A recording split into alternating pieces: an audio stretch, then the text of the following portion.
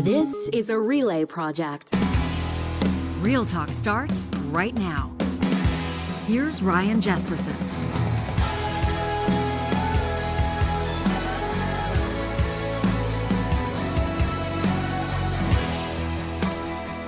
Hey, thanks for checking out this episode of the show. Jespersen here with John Hicks, Supriya Dwivedi in just a moment.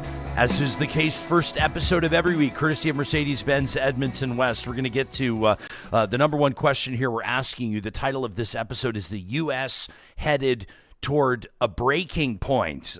You've got what went down, what's going down in Venezuela. Some of you may have seen Donald Trump's Wikipedia updated to include in his bio acting president of Venezuela. That's a real thing. The United States musing about taking over Greenland. You've got the ICE killing in Minnesota, hundreds more ICE agents deployed to that city. And, of course, we're seeing ICE incidents in other American cities, including Seattle. We've seen in Portland and Chicago and others as Americans are pushing back or doubling down, depending on where you lean there. You've got the Trump administration threatening to indict the Federal Reserve Chair, Jerome Powell. You got the United States not ruling out military intervention in Iran as hundreds of protesters clash there in our live chat powered by Park Power right out of the gates. The question is, the U.S. headed towards a breaking point? And Bustion says the answer to the title is yes. Meantime, Erica says if people keep choosing dysfunction and disorder and chaos and lawlessness, then yes. But if people work within the system, follow the law without violence or chaos, then no. It's not complicated. We'll let that debate continue to rage on in the chat, and we'll continue to read what those live tuners are bringing us. Most of you are going to hear this later. You can always send us an email to talk@ryanjespersen.com or leave a comment on Spotify or YouTube. Supriya's take coming up in 30 seconds. Oh, yeah, and then there's the whole thing, too, of the president talking about blocking Exxon.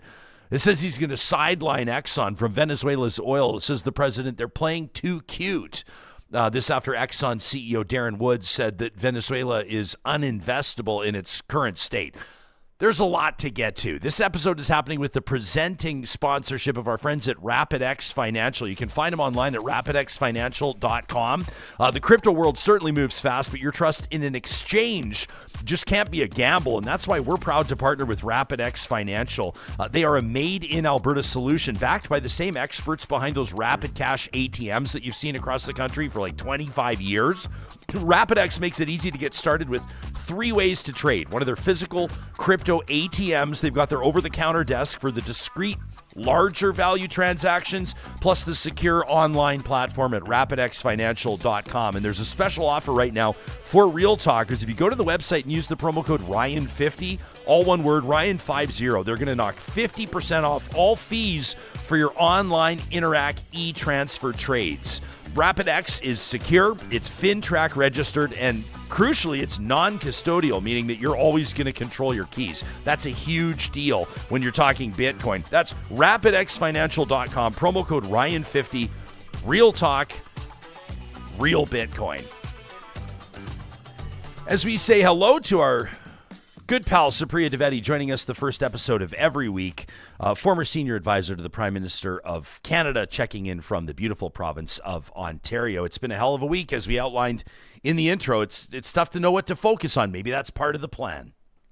I do think that's part of the plan, right? Like to flood the zone. And, you know, you laid it out there in the intro quite well. I mean, we started off the week with the U.S.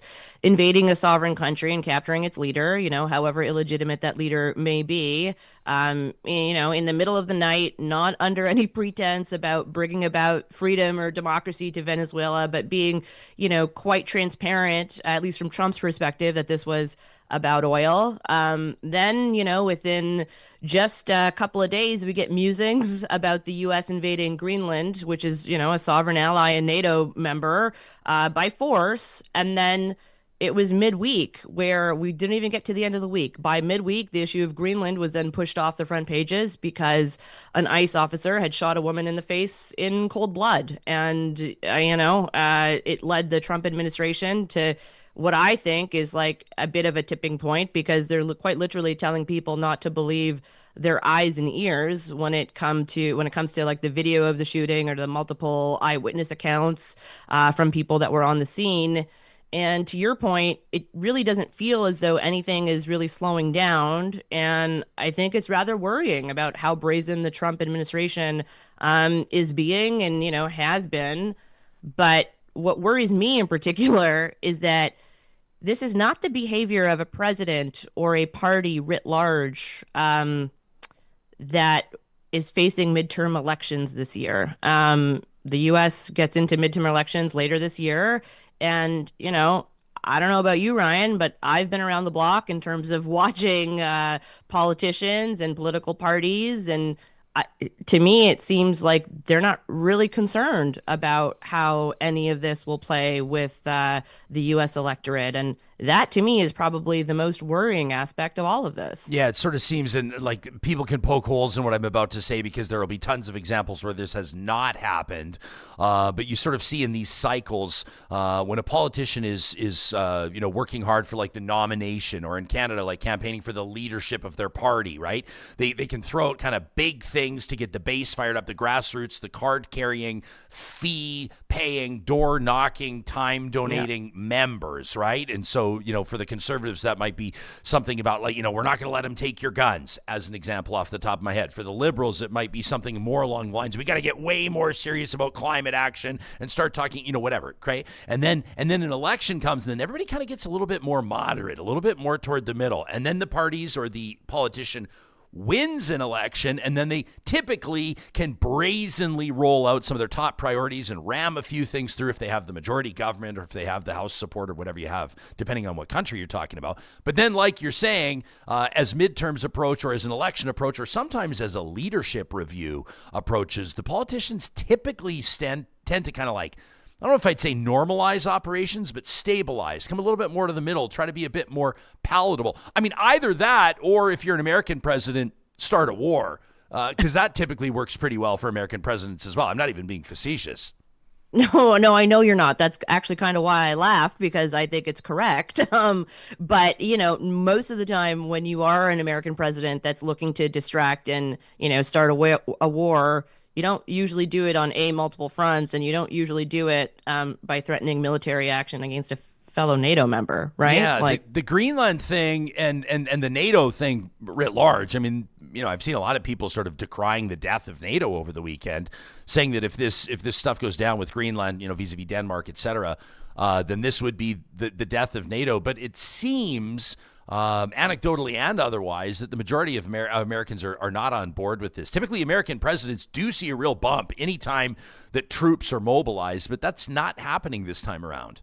Yeah, I mean, it's really hard to, first of all, demonize Greenland, right? As this country that needs to be invaded militarily or needs to be taken over by the U.S. And I think it's really important for folks, like you and I would say the general, mainstream corporate media more writ large, is that we have to stop, falling into the narrative that the Trump administration has sort of set about. The idea that they would even need to take over Greenland militarily in order to install troops there to be able to, bolster Arctic security or to dissuade what the Trump administration is saying, increasing incursion by Chinese and Russian vessels in the area is complete and utter bullshit. Okay. And we need to just frame this openly and honestly, because as a NATO ally, the U.S. can install troops there already. All they need to do is ask. And so the fact that they're not asking, and the fact that they're going about this the way that they are, should tell us a little bit about their motives and, their ability to, quite frankly, tell the American people and, to a larger degree, the rest of the world, the truth over this. And I don't think they are. So Erica in our chat is pushing back on what you're saying, Supriya, and I'll give you a chance to respond here. I do, Johnny, if we can load up that Kristi Noem clip as well. Kristi Noem with Jake Tapper, Homeland Security Secretary, of course, Noem. Interesting exchange, and I want to dig into, different versions of the facts or, video that's out there, different angles on video that hundreds of millions of people have seen, and the presentation of the facts gleaned from that video from the president, the vice president, Homeland Security Secretary, and the like. Erica says, cold blood, Supriya. She's like, get out of here. That was one of the most intense and highly charged situations imaginable. What? She's talking. No. Let me finish. I'll take it away. She says the shooting was the wrong choice, but it was a split-second decision, not cold blood. She says words matter. What would you say to Erica?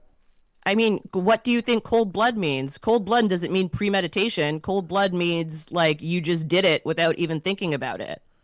Yeah. Well, like I'm not suggesting that this was like first degree murder with a huge plan and a premeditation, and he had laid it out and he was like, I'm going to mark this woman, Renee Good, for murder. That's not it. Cold blood just means he didn't think about it. His last, after he had already shot her, he said, fucking bitch. Mm-hmm. Like, that's cold blood. That's not any remorse. He fled the scene. That's cold blood. Let's get to what Homeland Security Secretary Kristi Noem says. The interview is obviously longer than this, but I want to play this exchange with CNN's Jake Tapper. I don't know if I'd say it's profound, but it's certainly telling. Here it is. The first thing you said was, quote, what happened was our ICE officers were out in an enforcement action. They got stuck in the snow. Correct. Because of the adverse weather that is in Minneapolis.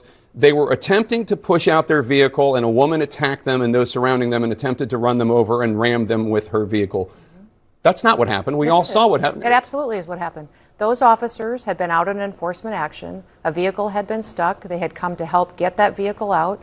That's when this individual started blocking traffic for minutes and minutes. You said that the woman attacked them and surrounded them and attempted to run them over and ram them with her vehicle.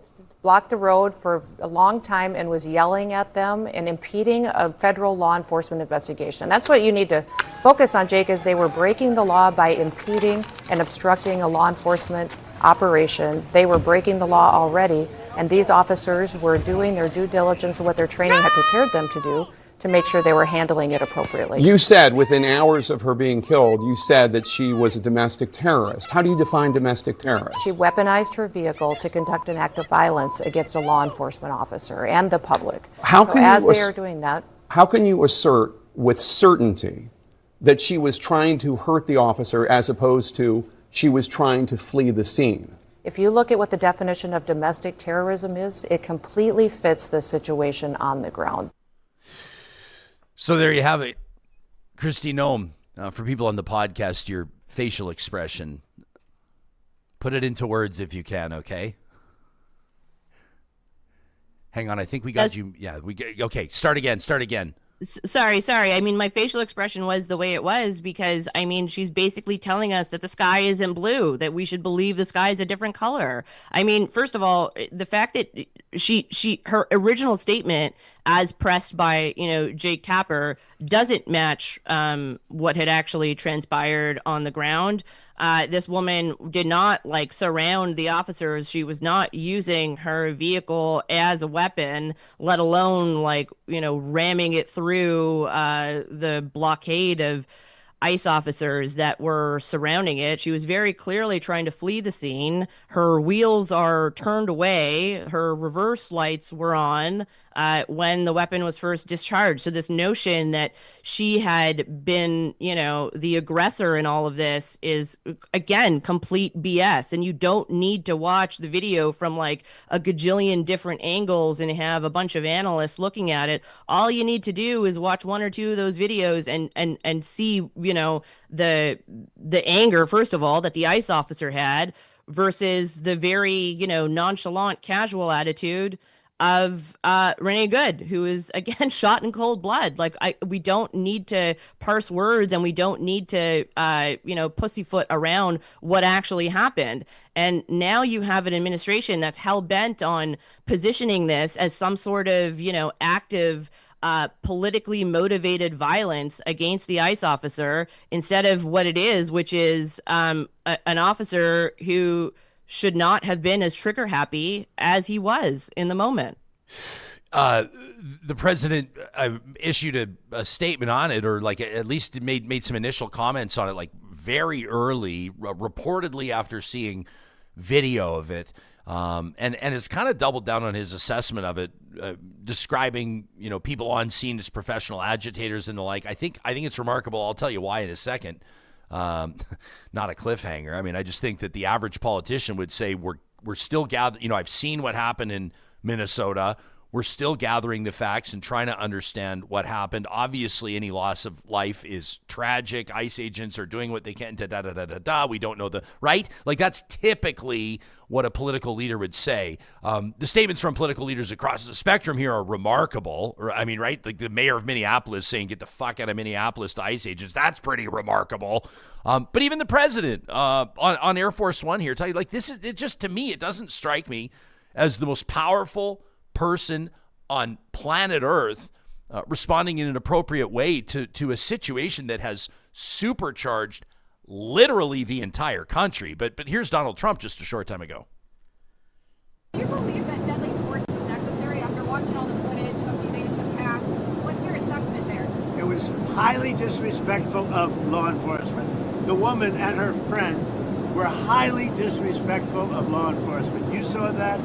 They were harassing them, were following for days and for hours. And I think, frankly, they're professional agitators. But just disrespect. And I'd like to find out, and we are going to find out, who's paying for it. But just disrespect. With their brand new signs and all the different things. But these are professional agitators, and law enforcement should not be in a position where they have to put up with this stuff. What that woman and what her friend and what their other friends were doing to law enforcement, not just ICE, law enforcement is outrageous. Your thoughts? I mean, what? So now disrespecting law enforcement deserves to get shot in the fucking face? Like, what an insane thing to say.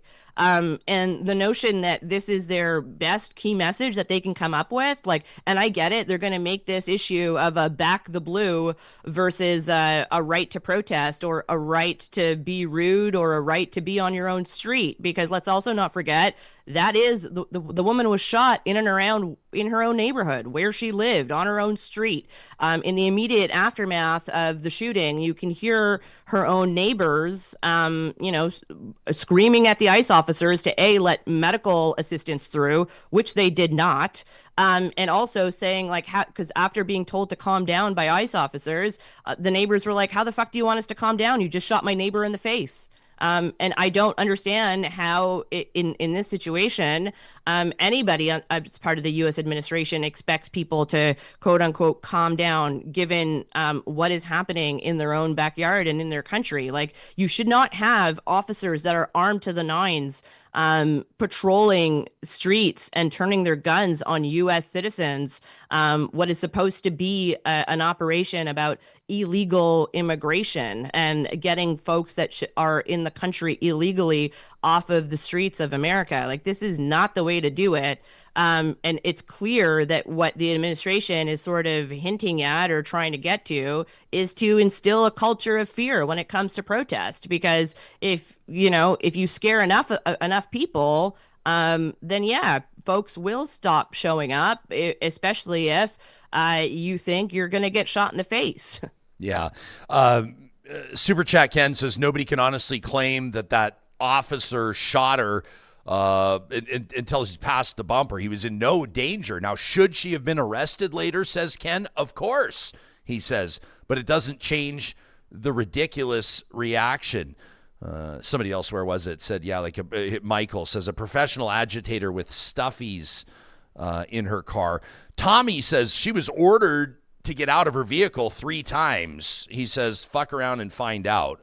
I just want to say, guys, like, honestly, fuck around and find out is what happens when, like, a rookie in the NBA says that if Michael Jordan was still playing, that he'd be able to beat him one-on-one. Yeah. And then Michael Jordan comes back and beats the rookie one-on-one in practice to embarrass him. And I took that personally. And I took that personally, and then Michael Jordan embarrasses you in front of your peers. It's not like being told to get out of your vehicle and then being shot at point blank in the head and killed, right? Like, 100%. And also, just to belie this point or whatever, like, again, according to multiple eyewitness testimony that was given on the ground, the woman was also given conflicting directives. One ICE officer was telling her to get out of the vehicle. Another ICE officer was telling her to get out of there, like to get out of the scene and to just move. And it was only upon one of the officers trying to open her door that she actually backed out, because there's a masked armed guy coming into your door. So yeah, your instinct's going to be to, GTFO and back up safely and get out of there. And then the firearm was discharged. So fuck again. Yeah, I agree. FAFO, that's not what it means. And by the way, like, if you're gonna, as the president did, is to compare this to, law enforcement generally. If a police officer discharges their firearm and it kills somebody or just injures somebody, do they say fucking bitch and flee the scene? Of course not. They stick around because guess what? Now there's an investigation as to whether or not your firearm was properly discharged, what the moments in the lead up to the discharge, what were they like? Like, there's going to be an investigation. And again, the fact that this officer not only felt compelled to, insult this woman after he had shot her in the face, but then flee the scene, tells you, I think, a lot about what we need to know about these ICE officers. So we got an email from Anton, a police officer in a major Canadian municipality, who said, and a regular Real Talker, which we sure appreciate, Anton, said, without getting too technical, guys, courts in Canada, and I imagine the U.S., assess events like these through a lens of objective reasonableness, considering all the circumstances. The involved officer's actions must be reasonable to someone with similar training and experience in order to be considered justified. Anton says, I'm not one to armchair quarterback, so I hesitate to offer my opinion on the ICE officer's actions, whether they were reasonable or not, no matter how egregious they appear on the face, until all the facts are known. But the problem in this case is the investigation into the officer's actions is already prejudiced by statements from the president, the vice president, and the Homeland Security Secretary, and state investigators are being shut out by the president. Anton says, I'm skeptical, to say the least, that an impartial and fair investigation into the officer's actions will be carried out. Sadly, the true facts in this case may never come out. Anton wraps by saying, I personally take issue with these ICE officers being referred to as police officers. Their uniforms may say police, but their actions and their mandates suggest otherwise. Police officers swear an oath to protect the public. They bring order where there is chaos. I don't think that we can say these things about the ICE officers that are carrying out Trump's xenophobic MAGA agenda. The reason for ICE's operations in Minnesota, and by the way, hundreds more officers have been deployed to Minnesota, says they appear to be largely political. These are political games with real tragic consequences. 3 children left without a mother, a surviving spouse left to grieve a needless death at the hands of the state. Anton, a police officer, says, I'm saddened and angry. Thanks for giving Real Talkers a platform to share our perspectives. Yeah, I think that's a really prescient thing to say. And I mean, again, from the perspective of an actual police officer, somebody with experience in law enforcement, I do think it's really important to remind folks that the standard in which courts would look at this is through the objective lens of a reasonable person in the same situation. And that's important to remember. So again, I'm clearly not somebody who knows how to discharge a firearm properly. I'm not somebody who should ever be in a situation where it's a life or death and I've got a gun on me and I've got to make a split-second situation. But law enforcement is trained to do exactly that. And we give them training so that they don't do what the ICE officer did. And increasingly, and if you look at reporting from outlets like the Wall Street Journal, so not some pinko commie rag, they've done an investigation to suggest that if you look at a bunch of shootings that have occurred where ICE officers have discharged their weapon, a lot of them seem to come out of the situation where they, basically surround a vehicle. And this isn't the first time that they've shot somebody in their vehicle either. So there is, I think, probably a bit of an issue with the training they receive, as well as the kinds of folks that are now recruited to these roles and that feel as though they're incentivized to behave in the manner in which they do. There's been a lot of question in the immediate aftermath as to why there was so much video, like cell phone video surveillance from the ICE officers themselves. And it turns out, again, they're incentivized to make content. Does that sound like a regular police force to you? Or does that sound like some sort of propaganda arm of the government that's there to make banger videos so that they can be tweeted out at the behest of the president? Well, and it's kind of, it's inviting more and more. Everybody's a content creator now, Supriya. Everybody has a platform now. It's so much different than 10 or 20 years ago where TikTok and Instagram, I mean, videos go viral right away. And so everybody, or at least most people that have been paying attention or on social media through the weekend have seen like was it a Target worker or a Walmart worker like dragged out of his workplace screaming, I'm an American citizen. We've seen a woman who happens to be black dragged away from the scene of a car accident, her wrecked car still in the middle of the street screaming, take my ID, I'll show you my ID. She's being dragged. So people are starting to film everywhere, and the temperature's just getting hotter and hotter and hotter. And the word murder is being invoked. We got a few emails from people who didn't like that I titled our Friday episode Ice Killer. They didn't like that at all. They said, killer? Really? I said, well, what did he do? He killed somebody. But they don't like the word murder. And I thought this was interesting from Tom Homan. We'll play a quick clip so the audience can hear it. But he's the White House border czar. And he's touching it. I would understand why someone that's backing these ICE agents or that's backing the agenda of the president wouldn't love the word murder, but it's what he says after as he wraps up his thought that I think is bonkers. Here it is. And so we need to let this play out, but while we're doing that, we got to stop the hateful rhetoric. Saying this officer's a murderer is dangerous. It's just ridiculous. It's just going to infuriate people more, which means there's going to be more incidents like this because the hateful rhetoric is not only continuing, now it's tripled down and doubled down. Mr. Homan, let me ask you, because you have... Okay, so that's on NBC's Meet the Press. So don't call him that because it's going to infuriate these agents even more. And then there's going to be more of these types of situations. Like, what? We're not like... I mean, look. Yeah, it's like basically what the president was saying about like they were disrespected. So it's like what? Calling them a murderer or like disrespecting an officer means you're going to get shot up? Like this is an insane thing for like U.S. administration officials to be saying on the record.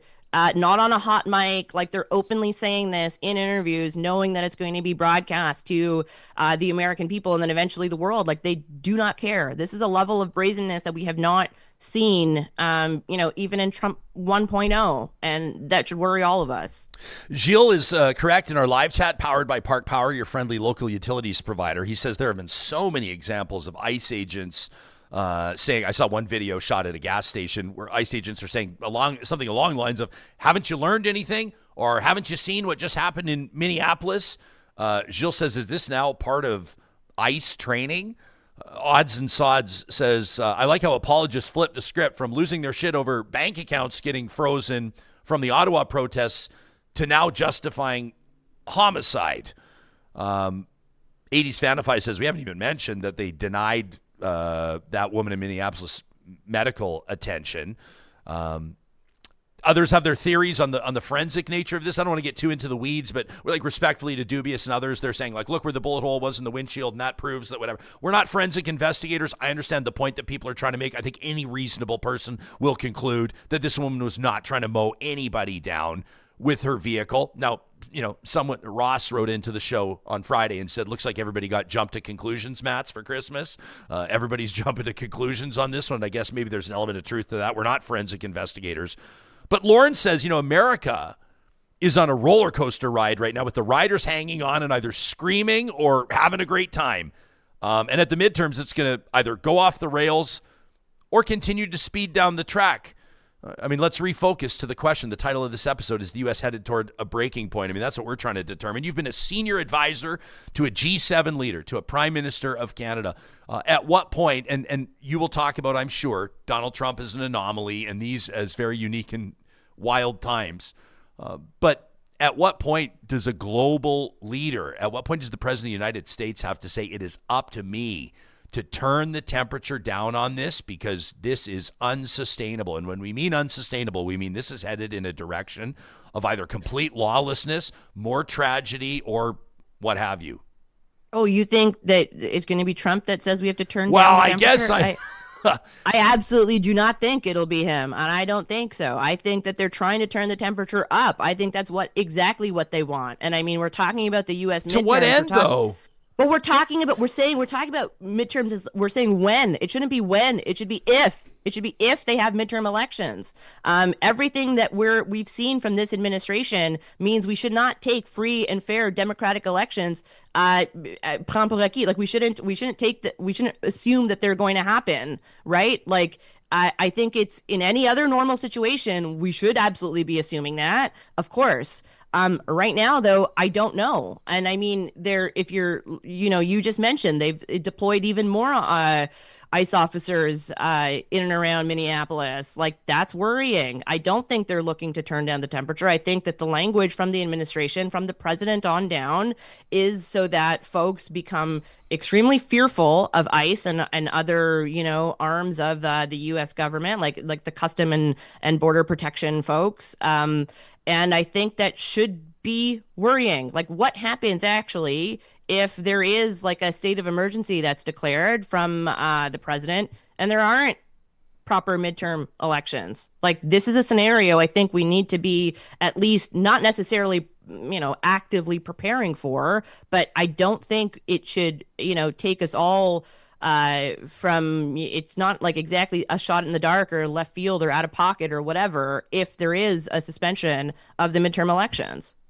Andrew Coyne just did a really interesting interview on the Monk Debates podcast. People can check it out. And the gist of what he says is like America, with all of its military power and all of its international sway, the heft that the United States carries, cannot take for granted the impact of alienating everybody. Like the gist of it, in my words, not Andrew's, is like the United States might be surprised to see how quickly it can lose the support of the world. Even Italy's political leadership talking about, like, do the Americans think that we can't close their bases? Like, do they think that we can, right? And you sort of look at the idea, like, yes, the world's number one military superpower for sure. But when you start talking about, not just Venezuela, but Greenland, Colombia, Cuba, Mexico, starting to talk about military involvement in Iran. You get to a point where for the average American, they could find themselves in a territory where they're spread very thin without the support of NATO member nations. Not to say the president gives a shit about NATO. He clearly doesn't. But can you see a scenario where the United States as an outlier starts to see its international influence compromised? And what could that mean for the average American?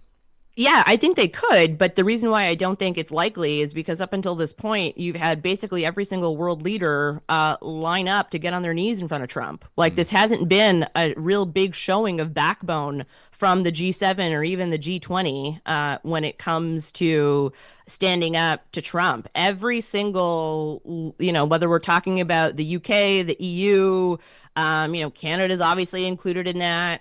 We haven't taken, any of us, any real forceful language or even a real showing of our own principles. Anytime the U.S. signed a trade deal, like let's use the EU as an example, it was an absolute shit deal for the EU, and yet they're still positioning it as some sort of win, primarily because they don't want to piss off the Orange King. And that's fine for the EU, I suppose. But again, you reap what you sow. So if you're not going to stand up for him on trade issues and you're not going to stand up for him on basic issues of morality, what the heck are we doing then? And so when it comes to becoming increasingly brazen, that's exactly what the U.S. administration is going to do. It's you have to set boundaries early on, and no countries did that. And, putting aside, political leadership, corporate leadership as well has completely bent the knee to Trump in all of this. So,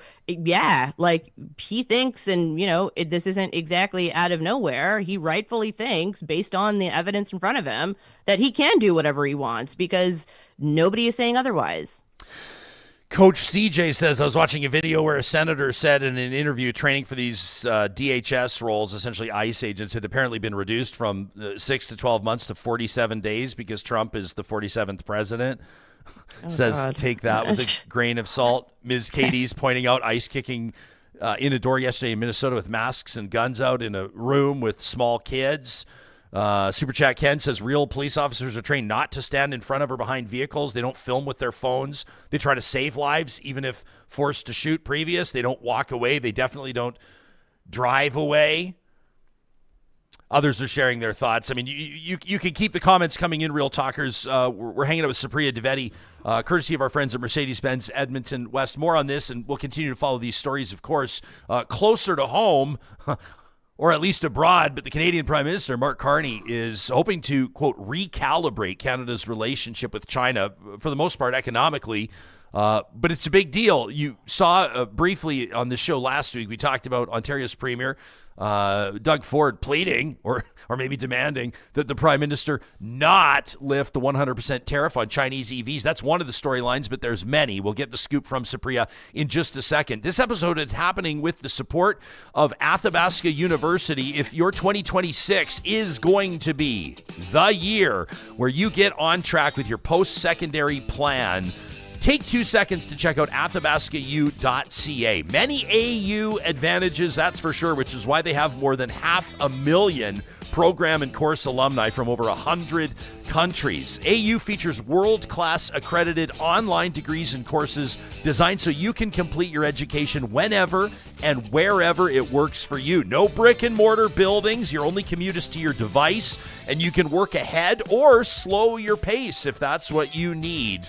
Learn more about the AU Advantage today by visiting athabascau.ca. You know, the Canadian stock market, if you're an investor, you know this, but the average Canadian may not realize the Canadian stock market returned almost 32% over the last year, 31.7%. How did your mutual funds perform? Did they outperform that return? When it comes to investing, more and more private clients and institutions are asking the same question. If most mutual funds don't keep up with the benchmark, why not just own the benchmark instead? North Road Investment Council builds customized, passive portfolios designed to capture index returns, but with a strong focus on tax management and matching your values and preferences. If you're at an earlier stage of building your wealth, the team at North Road can also work with you on an hourly basis, where you've got a professional reviewing your current investment strategy, your insurance needs, as well as developing a customized financial plan. You can connect with Marshall, Carey, and the team at North Road Investment Council today by visiting northroadic.com. Our friends at California Closets, helping hundreds and hundreds of families every single year get organized and be proud of their number one investment, their home. With custom closets and storage solutions for the entire home, this proud Canadian-owned company is manufacturing all their installations right here in Alberta. Everything they install is guaranteed for life. And despite what you may believe, you can afford California Closets. They can work with any budget. You can get the details on their website. That's also where you can request a free consultation. You can get started today at californiaclosets.ca. Or you could just win a few $1 million and design whatever closet you're dreaming of at playalberta.ca. Albertans are winning every single day. You know, a winner in Sturgeon County scored $100,000 on Cash Machine just a while ago. Or, you know, there's literally hundreds of popular casino games to choose from, some of them with jackpots in the millions, plus a major casino winner every hour, and all the revenue stays right here in our home province of Alberta. If you like what you're hearing, download the Play Alberta app today to get started with casino, sports, and lottery all in one app. Of course, you got to be 18 or over to play, and if you do decide to gamble, please use your game sense. Supriya Dwivedi, our guest, first episode of every week, presented by our friends at Mercedes-Benz Edmonton West. Prime Minister is going to be, obviously there's a huge mission to China, trying to recalibrate this relationship, a relationship that has been strained, relatively speaking, for quite some time. Obviously, we've got the Doug Ford angle on this, tariffs and trade, but what are a couple of the key things that you're focusing on? Yeah, I mean, look, I think from Carney, the prime minister's perspective and Ottawa's perspective, just generally, like the broader cabinet, I think the objectives are pretty clear, right? We've got to diversify our trading partners. China is obviously a ginormous, huge market, and we've got these current sort of trade issues, particularly when you're looking at China's tariffs on canola, pork, and seafood. So obviously, I think the Carney government here is looking to serve Canadian economic interests, right? And I'm guessing they're going to be looking at this trip as coming out with it, not just with like a general, generic announcement about how we've have a renewed strategic partnership, but I'm going to guess that they're looking at this trip by coming away with it with at least one tangible win. So some sort of lift on, one of the tariffs that I mentioned. But the kind of, double-edged sword here, of course, is that we know China messes around in our democracy quite regularly. We know that they interfere quite regularly, right, from the public inquiry into foreign interference, as well as other reports that have come out. So it's going to be, how do we move forward economically with a country that doesn't really respect Canadian sovereignty or, democracy when it comes to our own domestic issues. And I think, the recent developments in and around the president's language, not just in Venezuela, but about other countries, for sure emboldens China when it comes to Taiwan, which it does not see as an independent country. It sees it as like an offshoot or an outpost of themselves. And that's not how the international community views Taiwan, of course. And so we should be looking at this by, wishing the prime minister and his team the best of luck in China. But also, I think we should be keeping a close eye to see how the Chinese government reacts to the visit and what comes out of it. Is the relationship with China the second most complicated relationship that Canada has right now, aside from the United States? Like in the sense of allegations around foreign interference and things that we know or don't know, things that we assume or perhaps are speculating around, including information and data from CSIS, the RCMP. However, like the incredible importance, or at least the potential as well, the trade implications of the relationship with China. You know what I mean? Like it's one of those things where you can't. And Canada also kind of knowing its role. I hate to talk like this, but Canada and the United States are not on equal footing when it comes to global influence, militarily, economically, or otherwise. So, like realistically, how do you approach this, or what are you looking for takeaway wise, all things considered? Yeah, I mean, I would like to see the like domestically for Canada, I would like to see the registry, the foreign interference registry. We were supposed to get this registry a while ago. For whatever reason, it's been put on the back burner. We don't have a foreign agent registry yet up and running. That to me would at least signal that we're taking the foreign interference aspect, at least somewhat seriously. It doesn't seem like we are, though, and I worry that with the trading relationship with the U.S. Going the route that it is, and with the U.S. being increasingly unreliable as an economic partner, of course, Canada has to look elsewhere. The unfortunate reality, though, is that we can't just pick up and move as a country, right? And you can't really change our geography. So as much as we are looking to diversify our trading partners, and as much as, and I'm not, criticizing the Carney government in any way for doing this, because they absolutely should, but I don't know how you make up for the U.S. As being lost as a reliable trading partner, because so many of our exports go there, and so many of our the economies of not just a country, but if you're looking like subnationally, of different provinces and then different towns that are in and around the border, how it impacts them. Like it's it is quite a lot to deal with. But I think we should at least, from a Canadian perspective, with respect to China or with respect to a country like India, which is second only to China when it comes to interfering in our democracy and foreign interference, we should be signaling that we do take these things quite seriously. And even if we're trying to increase a relationship on the trading or in the economic side, it doesn't mean we're going to bend over and allow them to more easily mess around with our affairs domestically. Michael Ma, MP, who's just recently joined the Liberals, crossed the floor from the Conservatives just before Christmas, is joining Mark Carney in China. Cliff, with an interesting comment in our live chat, says the Prime Minister inviting MP Ma along with him to China for these conversations seems to be very strategic. Carney must have opened up the bank book or the IOU pledge to get him to cross to be able to use him in China. Do you read anything into that? Michael Ma attending with the Prime Minister? Look, so I don't know enough about Mr. Ma's background to suggest that he's a strategic asset to bring along to Beijing. What I would suggest, though, and this is probably what the Conservatives were kind of mulling about, is what Mr. Ma was offered in exchange for crossing the floor.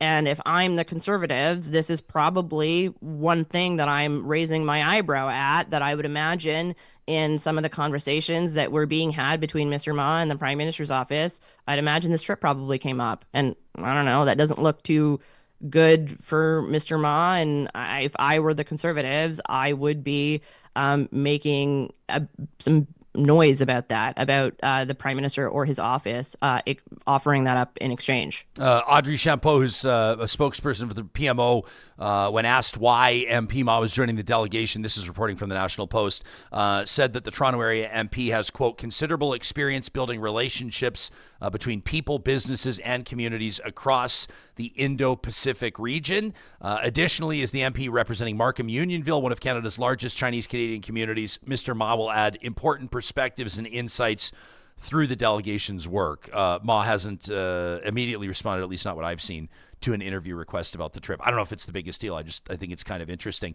But before we go, and before we get to this story about X, like Twitter, X, and Grok, which is like its AI generator. It's the brain behind Twitter, and people use it for fact checking and the like, but it can also be used for image generation. Losers use it for fact checking. Let's just put that out there. But yes, continue. Yeah. Thank you for clarifying. Grok, is this true? Like, out of here. Yeah, get the fuck out of here. Although it's worked in our favor a few times. Sure. I brazenly referred to us as Alberta's #1 talk show, and one of our detractors said, Grok, is this true? And Grok was basically like, based on the following facts, the claim does track. I thought, thank you, Grok.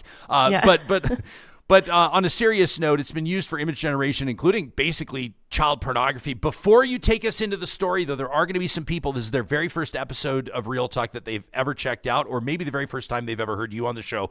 In a sentence or two, can you remind us about the work that you were doing for the former PMO and kind of your background, your expertise when it comes to this specific type of thing? Yeah, so even prior to me joining the Prime Minister's office, the work I was doing was I was the Director of Policy and Engagement for McGill University's Center for Media Technology and Democracy, looking specifically at the intersection of technology's impacts on democracy and, how we can go about ensuring, democratic ideals as the world moves increasingly towards a digital and technological sphere. So part of my work at McGill was, working with academics and experts and policymakers around the world to set up what would be like the ideal guardrails when it comes not just for AI or AGI, but like platform-based internet. So a good chunk of my work was based on how to make these platforms safer for kids. And it turns out there's a lot of little things that can be done. Like, for example, if you're an adult on one of these social media sites, by default, it should probably be that you're not allowed to contact a minor that is outside of your social network, so that you don't have a bunch of, child predators that are basically going out of their way to find children to then prey on. And these are things that the platforms can do, but they refuse to do because it means it costs them money. So, yeah. And then I joined the Prime Minister's office and was involved in online harms as well as AI, policy. Okay, so it has surfaced, or it's become an issue. I'll let you tell the story because this is obviously in your wheelhouse. That Grok, this AI generator, was being used by people to generate sexualized images of kids, like of young people, and it caused a stir. And it had been reported, or it is being reported, that the government in the UK is working with Canada and Australia. This per the Politics UK account, to launch a coordinated ban on X, to ban Twitter essentially in Canada over Grok. Now, I'll put a few things in front of the audience for them to consider. Dean Allison, who's a Conservative MP out in Niagara West, says Mark Carney wants to ban X in a coordinated move with the UK and Australia. This would be the most draconian, authoritarian attack on free speech Canadians have ever faced. Goes on to say, we're living through a remarkably dark chapter in history where freedom's turned into a dirty word. Compliance with censorship is harshly enforced and celebrated by those on the left. That's not democracy. That's sliding into tyranny, one day and one bad government decision at a time. And then he goes on to talk about election implications. Meantime, the minister, Canada's AI minister, Evan Solomon, former broadcaster, basically says in a post, contrary to media reports, Canada is not considering a ban of X. Now, we could hit this from a million different angles. Where are you approaching it from? So I think I'm approaching it from the spot where we basically went, I think it was in like 2011 or 2012, you had then Conservative MP, and I believe he was Justice Minister at the time, Vic Taves. The Conservatives at the time wanted to give broad online snooping powers to the police, and anybody who raised an issue with it from a civil liberties perspective, the Conservatives would basically accuse the folks of, standing with child pornographers. And Vic Taves very famously said, you either stand with us or stand with the child pornographers. And right now you have the Conservative line basically standing not just with child pornographers, but with a child pornography distribution and production machine. And that is an extremely, sad place to be, because the issue is not banning Twitter as a social media company. The issue is clamping down on its AI that is currently producing child sexual abuse material and the non-consensual intimate images by folks who just are demanding Grok do so. And what's been really interesting is to see the kind of evolution of, Grok and Twitter or X and Elon Musk's response, because initially, when prompted through a user to ask, what happened with all the CSAM and all the revenge porn that you were generating, Grok would put out an automated, I deeply regret an incident that occurred where I generated and shared an AI image of two young girls. It violated ethical standards and potentially U.S. laws on CSAM.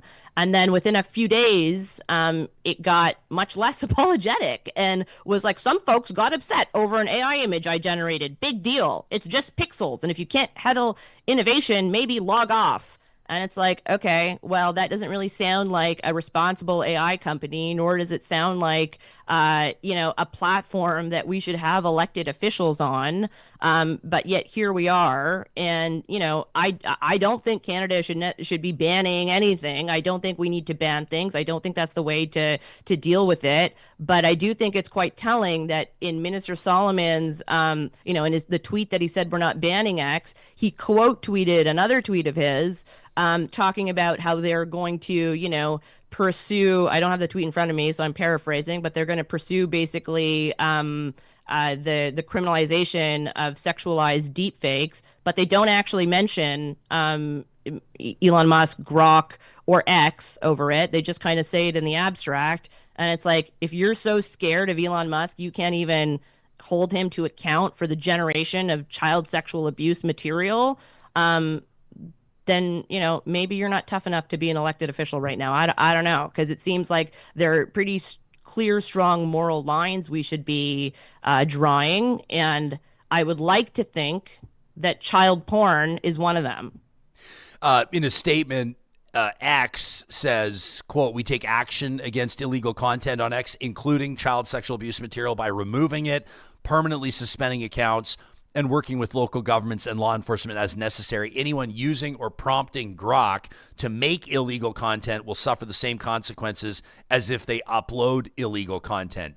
This is like a recurring conversation, a recurring question, and that is, and I already know what the answer is. I think I know what you're going to say, but can it be left up to the social media or the tech giants to regulate themselves, to impose policies that, keep in mind, these are sites, these are apps, these are platforms that are utilized globally. There are many different laws, of course, when it comes to different nations, when it comes to online activity or what constitutes defamation or what constitutes pornography or what, et cetera, et cetera, et cetera, right? Like every country has its own laws. And if it is up to government, and obviously in many ways with criminal matters, of course, it's up to government to have laws in place and to enforce those laws. But is Canada well equipped, based on everything we've seen in battling with tech giants over the past few years, to handle this?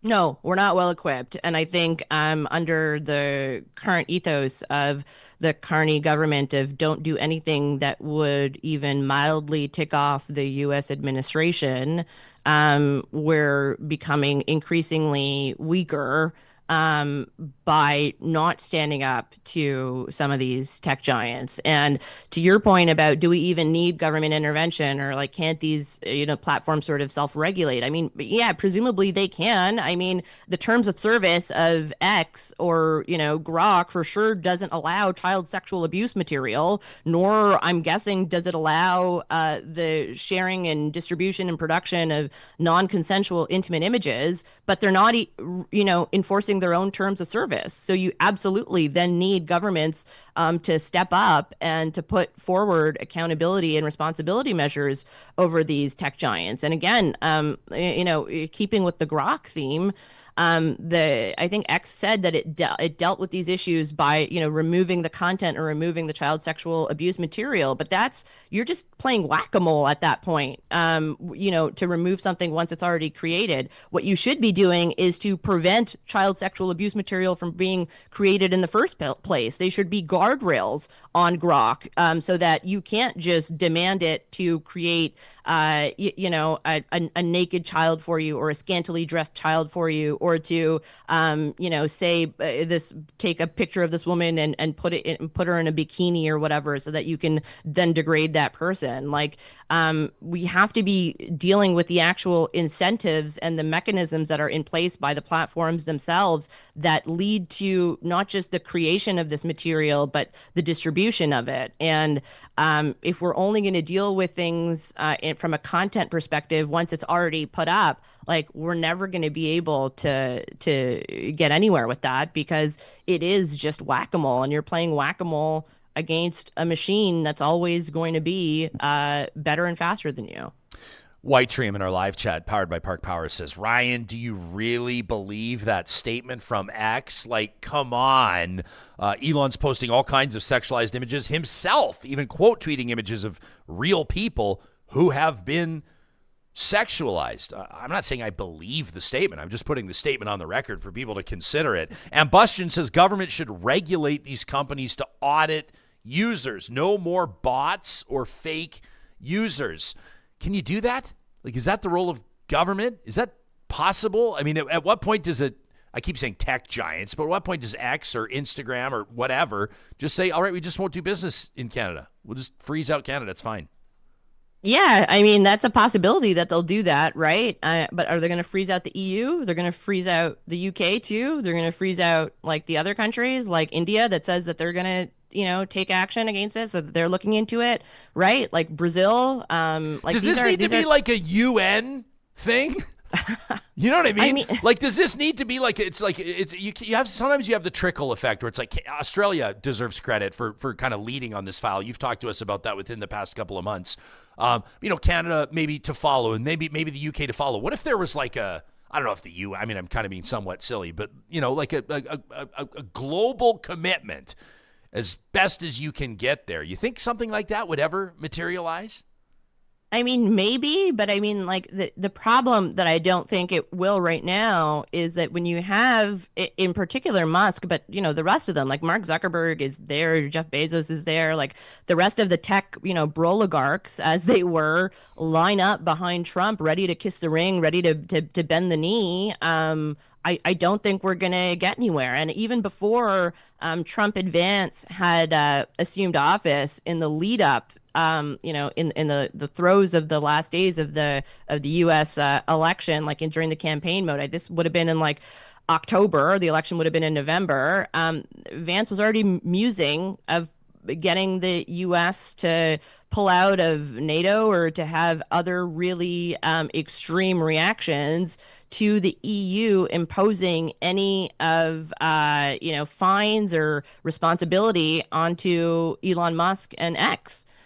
So I think we have to look at X in particular as having like the full kind of support of the U.S. government and the U.S. administration, and that makes things a little bit more complicated. I don't think we should be denying that, but I don't think that absolves the Canadian government from trying to keep Canadian users and in particular children safe.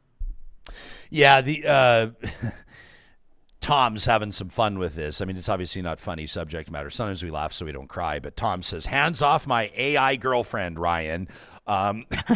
Les says, social media should be a UN issue. Ambustion, thanks for your YouTube channel membership. Ambustion says, oh no, we're going to have to communicate with actual people now. What will we do? On the bigger picture, not just talking about, child sexual images, but just like big picture, the AI generation, like not just photos, like video. We're all having some fun seeing like the ones with Bob Barker and The Price is Right. That's kind of a trend now that's pretty funny. And Maduro like dancing in his Nike tracksuit with Donald Trump scratching records in the back and that sort of a thing. But it's getting to the point where they are very believable. I saw a video over the weekend that might be real. I don't know. Al Gore just sounding off on Donald Trump. I was like, gosh, this would be great to play on the show. And then I was like, is this even real? Like, I don't even know if this is real anymore. Like, people, it's just everything is so blurred and so wild right now. And I don't have any profound question to put in front of you. I'm just paying attention to what's going on. I think I have a healthy cynicism. I think I have a reasonably good bullshit detector. And there are multiple times every week that for the first 3 or 4 or 5 seconds of a video, I'm going, I'm not talking Maduro dancing, but like a lot of times I'm going, I can't even really tell the difference anymore. It's terrifying if you think about the bigger picture and what that could mean. Yeah, I mean, I think that the bigger picture is that it has us all sort of questioning reality. And I think that's part of the point, where it's like, even if it is a real video, you are, second guessing yourself, and you are, allowing a little bit of doubt to sort of enter into your analysis and assessment of whether something or not is real. And I think increasingly it allows, any government that's up to no good, but particularly one that has, their objectives plainly stated, to sort of make folks second guess what is real and what is being presented in front of them, so that eventually you have enough people that just sort of check out, because it's like, wow, who's to say what's real and not real? Like, I don't know, I can't tell anymore. And then they're no longer engaged. And it's like, a wider sort of application of the sort of ethos of flooding the zone. You flood the zone with enough crap, and eventually folks will tune out, because there's just way too much to sort of keep up with. And you can't really tell what's real and what's AI generated anymore. Yeah, M. Aitken says, I hate all the fake stuff on social media. People are just so gullible, and they believe everything. Tracy says, just assume everything's fake and just work your way up from there. Justin says, every single video I see now, I'm questioning if it's AI. And he says it's just getting out of control. I feel the same way. Like, I just, I don't know. I mean, I just think it, you just even think of people that could be targeted. Somebody doesn't like you. Somebody doesn't like me. they generate a video of us saying something outrageous or doing something outrageous. Yeah. You know, what's to stop somebody from shooting a video of me doing like failing a roadside sobriety check on the side of the road and getting loaded in handcuffs into the back of a cop car? It's grainy. It looks kind of wet. Do you know what I mean? Like this sort of a thing that could just destroy people.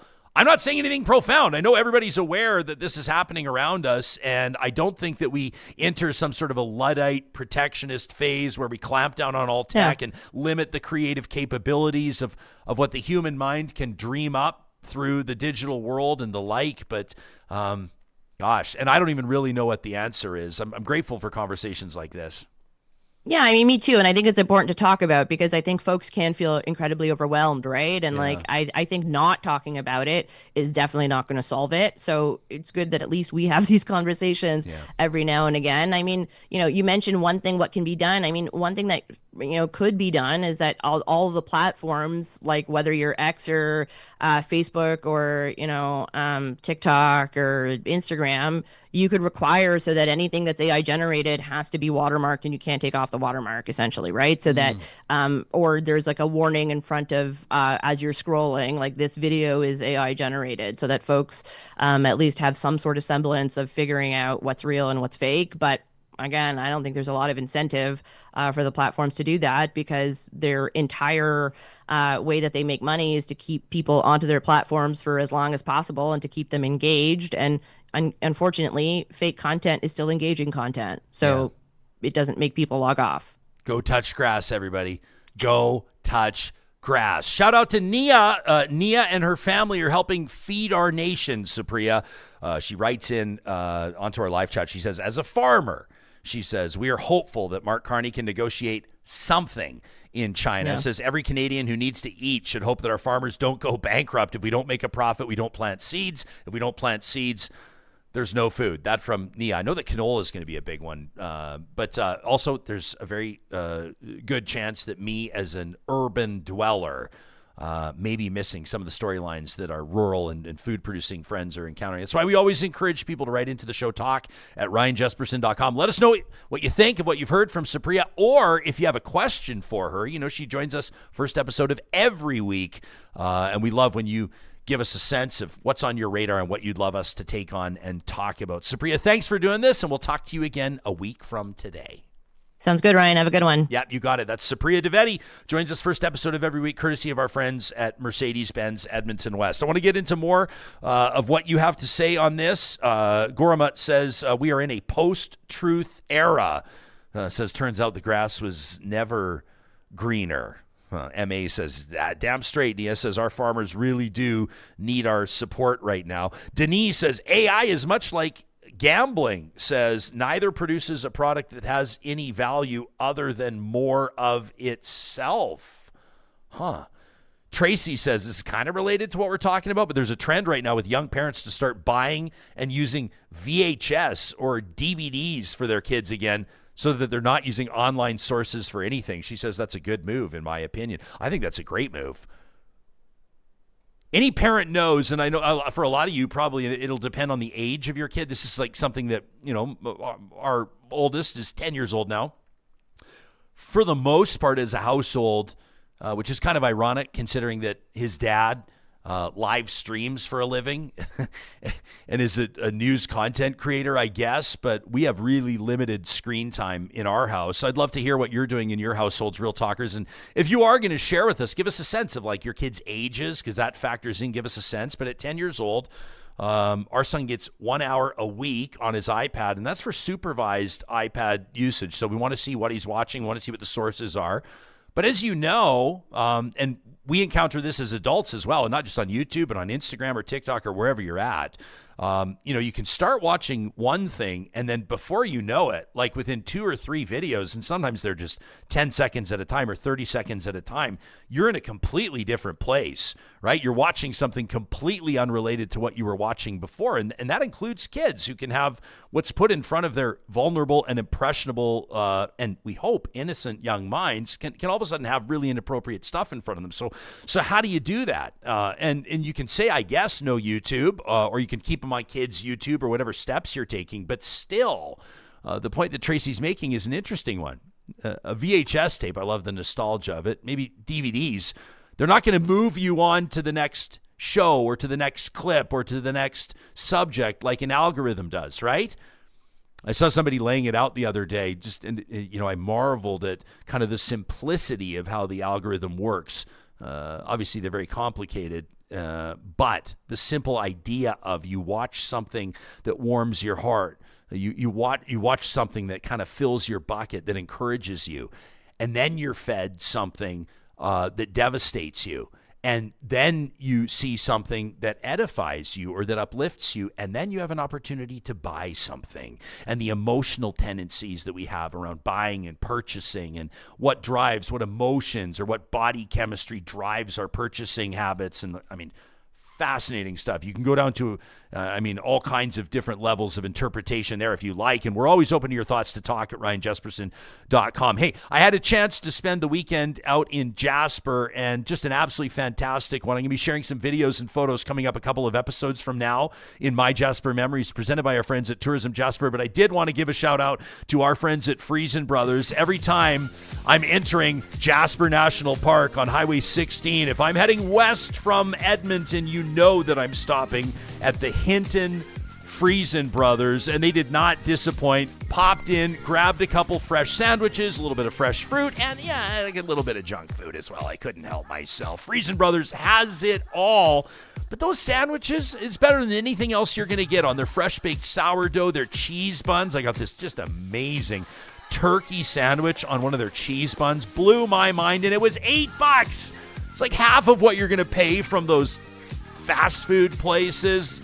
Their bread's not baked fresh. They don't have the legendary Friesen Brothers sourdough. Friesen Brothers is in 16 different Alberta communities, including beautiful Hinton.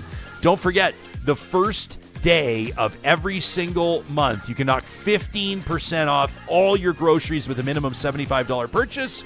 The next one's coming up on the 1st of February. And we want to make sure that UCAN Youth Services is on your radar, friends, our charity of choice for 2026, and their comedy nights are back. This is an annual tradition. It's an important fundraiser for UCAN as they continue to help young adults out of harm's way and onto a path of economic independence with their Ready to Work programs. You can read more about how they do that at ucan.ca. But I want to encourage you to join us at UCAN Comedy Nights, March 9th through 11th, March 16th through the 18th. Go ahead and pick up a couple tickets, or why not buy a table like we do at Real Talk? Host your friends. You're going to have a ton of laughs, a ton of fun, and all the proceeds are going to help fund the incredibly important work that they're doing at UCAN. You can get your tickets to UCAN Comedy Nights today by visiting ucan.ca. A lot of you are sharing in our live chat your interactions or your experiences with AI. Pongy says AI in the wrong hands is very dangerous. And I agree. I guess the question, what do you do about that though, right? Everybody has access to it, and there's bad actors and operatives, and I know that I'm sounding paranoid, but I think that everybody would probably agree with me. If you disagree with me, frankly, I just don't think you know what's going on. And it is something that's troubling, and it is something that, we've talked to AI Minister Evan Solomon before on the show. You can find that in our archives. It was probably within the last 3 months of 2025. And of course, it's always great to be able to pick Supriya's brain on that with her experience. Tracy says, you guys, 1 hour of supervised iPad use a week for a 10-year-old is absolutely miraculous. She says, good for you guys. That'll pay back in dividends.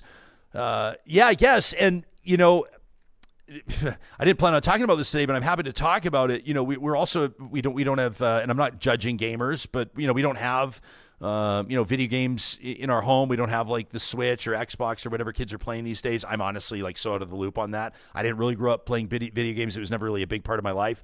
I'm not ripping people that do. That's fine. That's your own choice. I would say, and I don't know where the average person might land on this, but my one concern would be in limiting tech use. And of course, our son will find ways to go play video games at his friend's house. And I don't mind that kind of stuff as long as it's the right situation and there's parental supervision there as well. And, you hear the odd horror stories of your kid goes to someone's house, 9, 10 years old, and they're watching horror movies all day and the parents are out of the mix. And that's not what you want. But I also want our kids to be tech savvy and tech literate and, be prepared to understand the world around them and contribute to the world around them and have a healthy relationship with tech, just like a healthy relationship with everything else, right? You want your kids to grow up and have a healthy relationship with food, have a healthy relationship with exercise, have a healthy relationship with alcohol, which could mean a number of different things. And I think that tech's a big one there. I guess we're experienced parents in the sense that we're parenting a couple of kids, but I always feel like an inexperienced parent, to be honest with you, wide open to feedback, wide open to best practices. If you're listening to this show and you have an idea or you have a practice in your home, something that's worked for you, let us know. We'd love to hear about it. To talk at ryanjespersen.com. How do you protect your kids against tech? Or maybe that's not even the word you'd use. How do you educate your kids around tech? How are you helping your kids, your teens? How are you helping yourself better understand what's real and what's not? How are you understanding, I talked to an educator just the other day, and we were talking about, I had a chance, as a matter of fact, to talk to about 30 educators. Did I share on the show the keynote that I did with these 30 high school principals last week? I don't think so. Yeah, I don't think I talked about it. And actually, we agreed to really not talk about it, so I won't go too far. But I had a chance to do to deliver a keynote to all of the Metro Edmonton region's high school principals, which was really neat because it's a fairly small room. It's like 30 people in the room, but every person in the room is a high school principal. So it's a remarkable perspectives in there. And so we designed it to kind of be a Q&A and like a brainstorming thing. And there was a lot of audience feedback and really wonderful stuff. And in the interest of keeping the conversation very candid and people being able to say what they wanted, we agreed there'd be no video, no photos, and I wouldn't talk much about it after the fact. And so I'll respect that. But one of the principals, like I put it in front of the group and I said that, I was asking them, like, what is your biggest challenge when it comes to what you want young people to know, or what young high schoolers or young adults, let's say, what they need to know about the world around them? What's the number one issue? And a number of them said source analysis, like helping 15 to 18-year-olds understand what is a legitimate or valid or reputable information source and what's not. And that's something that I think that's an issue that is not exclusive to young adults, like far from it. I bet every single one of us has a friend, maybe you are that friend, that's constantly sharing information. Hey, did you see this? Did you see this story that the mainstream media is stifling? Or did you see this video that the news won't tell you about? And you look at it, and in many circumstances, it takes you half a second to realize, bro, this is not real. This is not reputable. Or even if it is real, to understand the editorial bias or the mandate or the funding behind a platform that might be pushing out content. Source analysis is so huge. And I'm not sure. As a matter of fact, I think I can say with confidence, I am pretty sure that we have not done enough. And we're going decades back in helping people understand what sources are reputable and what aren't, what's real and what's not. And it's only getting more and more difficult to be able to determine that. So how are we doing it? How are you doing it starting in your own household? Let us know in an email to talk@ryanjespersen.com. This is something we could do a week's worth of shows on. We should do a Real Talk Roundtable on this. We'd be happy to do so. Before we get to today's positive reflection, I did want to remind you our next episode will fall on Tuesday, and that means that we'll be featuring an echo of the Alex. This is part of our partnership with the Royal Alexandra Hospital Foundation as they mark 125 years of the Royal Alex, which is absolutely wild. Echoes of the Alex are the retelling, the celebration of stories, of lives that have been transformed by that legacy, the century-and-a-quarter-long legacy at the Royal Alex. We're shining a light on the different programs, the investments that are being made in holistic healthcare across the province of Alberta, all stemming from or growing out of the Royal Alexandra Hospital, and that includes the Bridge Healing Program. A lot of talk about ER wait times recently, and of course, in large part because of that tragedy, a 44-year-old father just before Christmas losing his life, dying waiting for care in an ER, the Grey Nuns downtown Edmonton, or rather in Edmonton, I should say. Well, it's got a lot of people talking about the proper way to ensure that more people have expedited, expedited access to ERs. We did a Real Talk roundtable on this, including a conversation with Dr. Louis Franciscuti.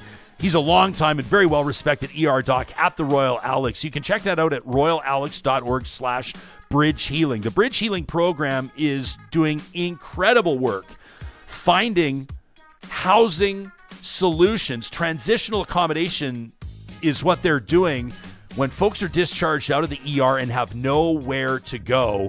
Of course, it brings moral distress for the folks, for the healthcare providers, for the system, and it creates enormous costs. A bridge is needed to break that cycle, and that is the Bridge Healing Transitional Accommodation Program. You can learn about it at royalalex.org/Bridge Healing, and if you're able, we encourage you to consider a donation to the Bridge Healing Program by way of the Royal Alexandra Hospital Foundation. You can find them online at givetoroyalalex.org. Appreciate this from Nicole, who says, with our family, Nicole's watching us on Facebook. What's up, Nicole? Says, in our family, there's no online video games. There's no media or streaming for my kids. They're 10, 7, and 5. She says, we allow them to watch movies and cartoons and that kind of stuff on the kids app for Netflix on the weekends. And she says, in the context of how long we allow them to watch, Nicole says, well, it depends on what I have going on. Nicole, we can all relate to that. Yeah, 100%. Sometimes parents need a little help, and there's nothing wrong with cartoons from time to time. Isn't that the case? Well, first episode of every week, courtesy of our friends at Solar by Kuby, we step away from the news cycle for the most part and put a story in front of you that has restored our faith in humanity. We harness the positive energy. It's a tradition known as Positive Reflections, proudly presented by our friends at Solar by Kuby. And I love this one from Real Talker Landon. Landon was watching hockey over the weekend, and he writes into the show, talk at RyanJespersen.com, says, Jesper, I wanted to share a positive reflection that really stuck with me this week. He says, you may have seen Leafs forward Bobby McMann wore a grocery store vest to honor a Leafs fan named Kevin, who had passed away. Kevin worked at a grocery store, and Bobby McMann took the time to recognize him by wearing his vest, his grocery store vest, in such a simple and deeply human way.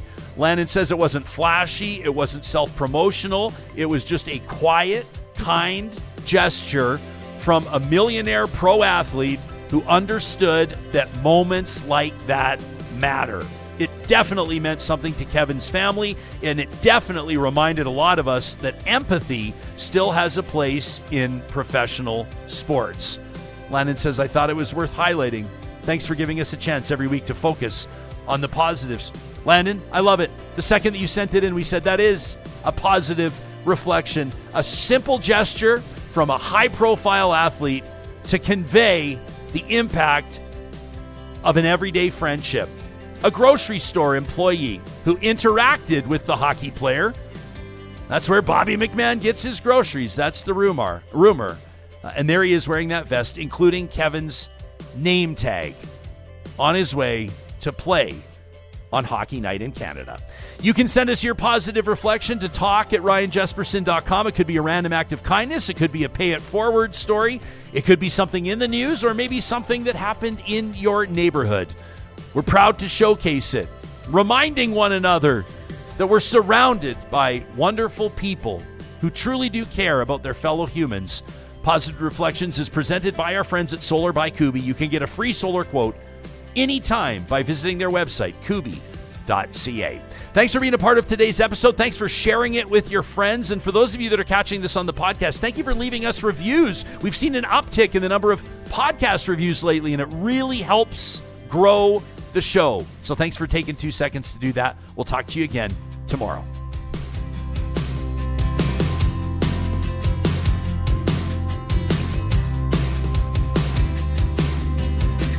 Real Talk is hosted by Ryan Jespersen. Executive producer Josh Dunford. Technical producer John Hicks. General manager Katie Cook-Chivers. Account coordinator Lawrence Derlego. Human resources Lena Shepard. Website design, Mike Johnston. Voiceover by me, Carrie Skelton. Real Talk's editor.